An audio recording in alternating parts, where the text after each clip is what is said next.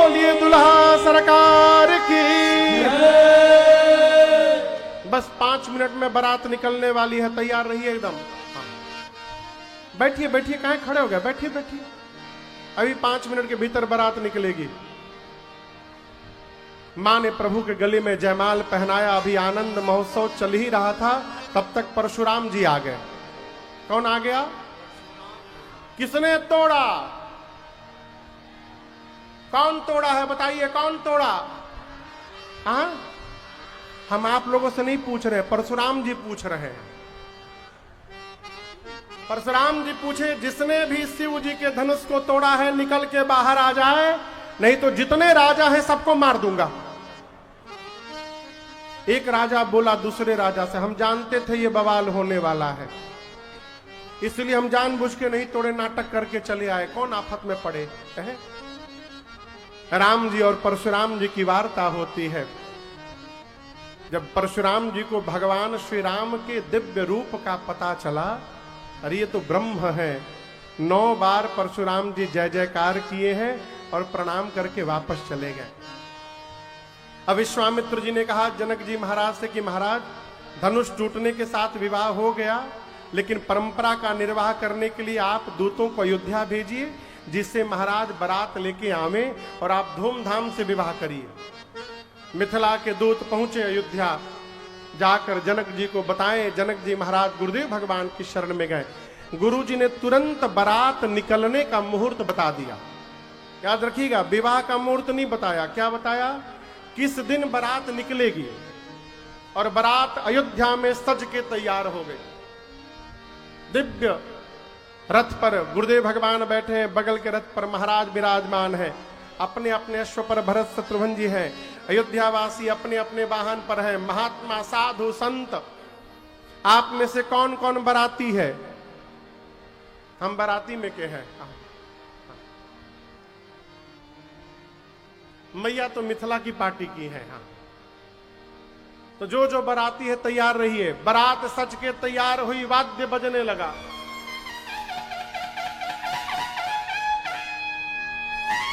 ये बाजा जानते हैं कौन बाजा है? सिंहा। सिंहा, हाँ हाँ हाँ, गांव में बजता है बारात में। बारात में अगर सिंहा ना बजे तो बारात की शोभा नहीं होती, ऐसे टेढ़ रहता है। सिंहा बज गया, बारात चलने को तैयार हो गई। बोलिए दुल्हा सरकार की। जो जो बाराती है तैयार हो जाइए। श्री राम अवध से चली, राम की अजब बारात अजब से चली, राम की अजब बारात अवध से चली, अवध से चली, अवध से चली। बोलिए दुल्हा सरकार की। बारात पहुंच गई, बैठ जाइए, बैठ जाइए। जलपान अब वही वाला मिठाई पानी, बैठिए बैठिए।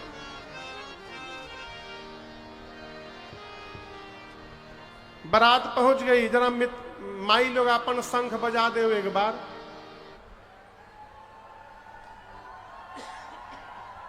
ये बारात के वेलकम के लिए बज रहा है। बारात पहुंची। जनक जी महाराज ने भव्य स्वागत करके बारात को जनवासे में स्थान दिया है। श्री राम लक्ष्मण जी विश्वामित्र जी के साथ गए जनवासे में, पिताजी से मिले हैं।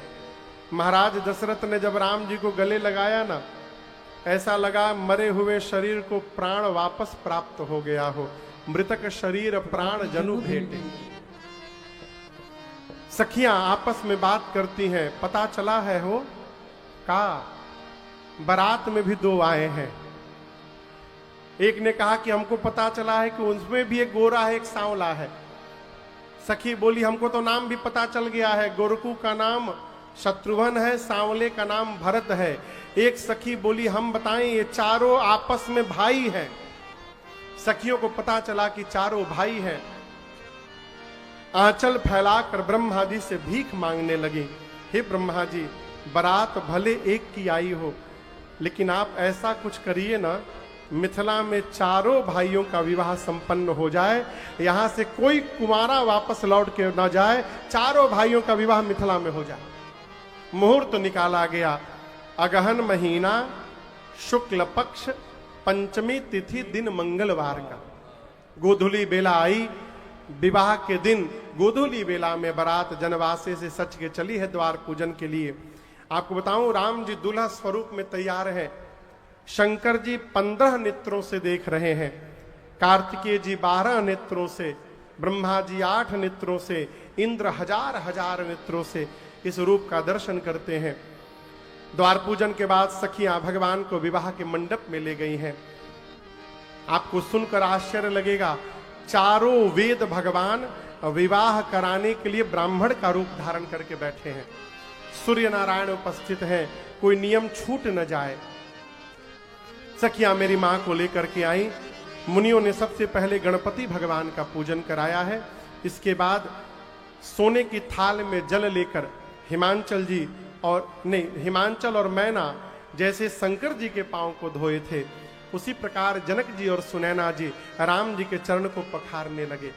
पानी ग्रहण के बाद विधिवत होम भया, विधिवत गठबंधन भया, और गठबंधन के बाद भांवरी पड़ी। भांवरी पड़ती है ना, बोलिए कितना? 7 गो। आजकल 7 गो पड़त है, लेकिन विधि 4 की है केवल। फिल्म में खाली 7 गो पड़त है। और पंडित जी हमारे गाते एक ठे गाना, पंडित जरा गाइए तो।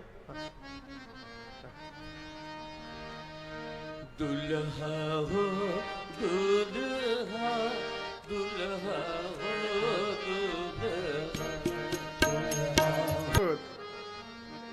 इन्हों के घर बगले में है, यहाँ गिरिडीह,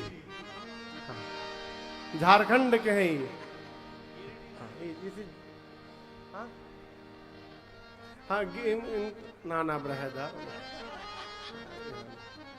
ये बगले के हैं। पंडित जी आनंद दिला देते। हम लोग की टीम में ही जामवंत जी हैं, सबसे बुजुर्ग यही हैं। ये बात अलग है कि बाल और रंग के या जवान बने रहते हैं, मानते नहीं कि हम बूढ़े हैं। वैदिक परंपरा में विवाह में केवल 4 फेरे हैं, 4 पुरुषार्थ, एक एक पुरुषार्थ के लिए एक एक फेरा। अब आधुनिक दुनिया है कि 7 करावे, कि 10 करावे, राम जी मालिक है। फेरे हैं। फेरों के बाद मुनियों ने राम जी को कहा कि आप सीता जी के मांग में सिंदूर अर्पित करिए। अब मेरे प्रभु माँ के मांग में सिंदूर अर्पित करने जा रहे हैं। बाबा कहते हैं, से प्रभु ने मेरी माँ के मांग में सिंदूर अर्पित किया, पूरा का पूरा त्रैलोक्य एक स्वर में बोला, बोलिए सियावर रामचंद्र भगवान की जय। जोर से बोलिए, बोलिए दुल्हा सरकार की जय, बोलिए दुल्हन महारानी की जय। गुरुदेव भगवान ने आज्ञा दी कि अब दूल्हा दुल्हन एक आसन पर आकर बैठ जाए। एक आसन पर आके बैठ जाए। मैया जाकर प्रभु के बगल में बैठ गई। गुरुदेव भगवान वशिष्ठ जी जनक जी से पूछे, महाराज घर में और बेटी है क्या आपके? जनक जी बोले, गुरु जी 3 गो बेटी और बची हैं। गुरु जी बोले, हमरो घर में 3 गो बेटा बचे हैं, बुलाओ सबको। और उसी मंडप में राम जी के विवाह के बाद लक्ष्मण जी का विवाह सीता मैया की छोटी बहन उर्मिला मैया से, भरत भैया का विवाह जनक जी के भाई कुशध्वज जी की बड़ी बेटी मांडवी मैया से, और शत्रुघ्न भैया का विवाह मांडवी मैया की छोटी बहन श्रुतकीर्ति मैया से। आप लोग बताइए विवाह का मंडप कितना बना है? एगो ना। अब दुल्हा दुल्हन कितने हो गए? 4। अब जो पिता एक बेटी के लिए मंडप छावे और उसमें 4-4 बेटियों का विवाह हो जाए, वहां कितना आनंद बरसेगा हो आप कल्पना नहीं कर सकते हैं। सखियां चारों दुल्हा खड़े हैं, देख करके नाचने लगी। आज बोलिए दुल्हा सरकार की। कुछ भोजन है वो सखियां विवाह के बाद चारों दुल्हा दुल्हन सरकार को कोहबर में ले गई। अब भोजन करने भगवान बैठे लगी गरियाने। ए बाबू, गाड़ी याद है कौन?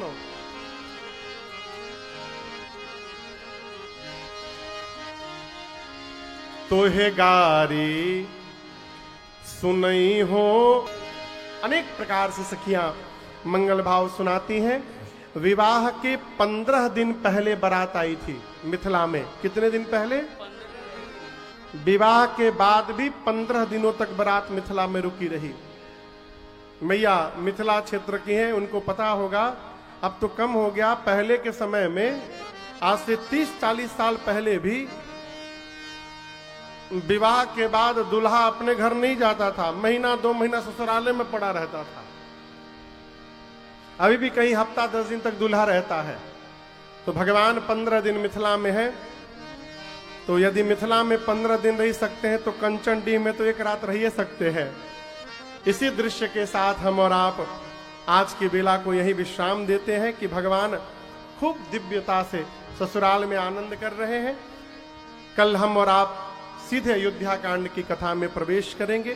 केवट भैया के चरित्र को कल श्रवण करेंगे। तो मिलते हैं कल समय से, तब तक के लिए हरे राम राम राम सीताराम राम राम हरे राम राम राम सीताराम राम राम। दोनों हाथ ऊपर उठाइए और एक साथ कहिए हरे राम राम राम हरे हरे हरे कृष्णा कृष्णा कृष्णा हरे हरे। विसर्जन प्रभु शंभुनाथ हनुमान राम लखन श्री जानकी सदा करहु कल्याण। सियावर रामचंद्र भगवान की जय। श्री उमापति महादेव की जय। पवन सुत हनुमान की जय। बोलो भाई सब संतन की जय। जय जय श्री सीताराम। नमः पार्वती पते हर हर महादेव।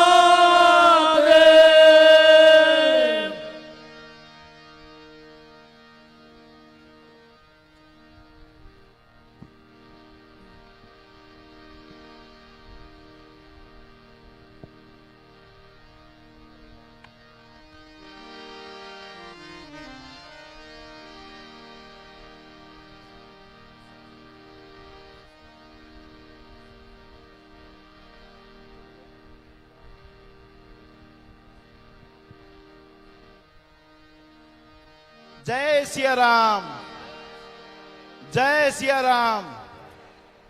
मेरा सादर निवेदन, आप लोगों ने बहुत ही भाव से महाराज श्री के श्रीमुख से आज इस आनंदमयी श्री राम कथा में धनुष यज्ञ और श्री सीताराम विवाह महोत्सव का आनंद लिया है। थोड़ी देर और रुकेंगे, आरती दर्शन करके जाएंगे। कुछ लोग चाहें तो यहाँ भी आकर आरती ले सकते हैं। और आप लोगों को इस आनंद का जो आज अनुभूति हुई, आप सबों की तरफ से मैं आयोजक परिवार श्री वीरेंद्र राय जी, सौरभ भैया और उनके समस्त जितने भी, गौरव जी, जितने भी आयोजन में लगे हैं, सबों को मेरा पुनः बहुत बहुत धन्यवाद। और हम लोग जितना भी आनंद लिया, मुझे नहीं लगता है कि आज जीवन भर आप भूल पाएंगे कभी। साथ ही जितने वॉलेंटियर्स हैं, आप लोगों ने बहुत ही अच्छा अभी तक काम किया है। मेरा आप सबों को बहुत बहुत आभार भी और निवेदन भी कि अगले 4 दिन भी इसी तरह से अच्छे तरह से काम करेंगे। तो आज आशीर्वाद लेने की श्रृंखला में मैं सबसे पहले आमंत्रित करूंगा इस क्षेत्र के जो सीडीपीओ हैं निरसा के श्री लीलेश्वर महतो जी, आप आएँ और व्यासपीठ से महाराज श्री से आशीर्वाद ग्रहण करें। मेरा अनुरोध होगा श्री सौरभ जी से और बाबू जी वीरेंद्र राय जी से कि मानस की एक प्रति देकर श्री लीलेश्वर महतो जी को का सम्मान करेंगे व्यासपीठ से आशीर्वाद लेने के बाद। श्री लीलेश्वर महतो जी।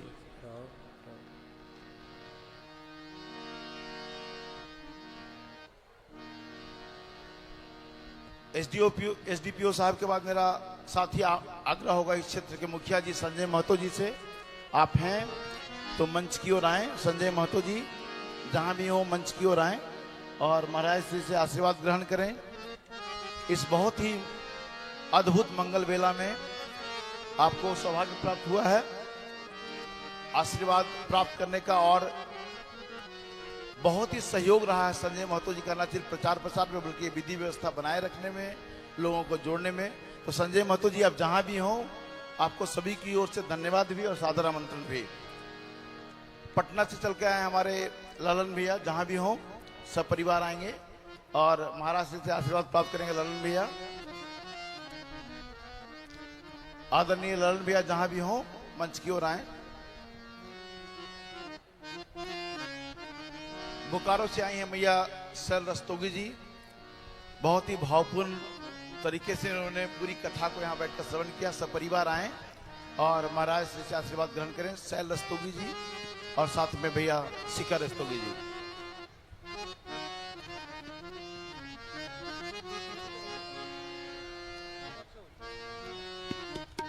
जो लोग मंच पे आशीर्वाद महाराज से प्राप्त कर चुके हैं, मेरा सादर निवेदन कृपया कर दाहिनी ओर से नीचे आएंगे ताकि और लोगों को हम आमंत्रित कर सके मंच की ओर। इस श्रृंखला में आज आखिरी नाम में बुलाना चाहूंगा श्री मन्नू तिवारी को निरसा से। भैया श्री मन्नू तिवारी जी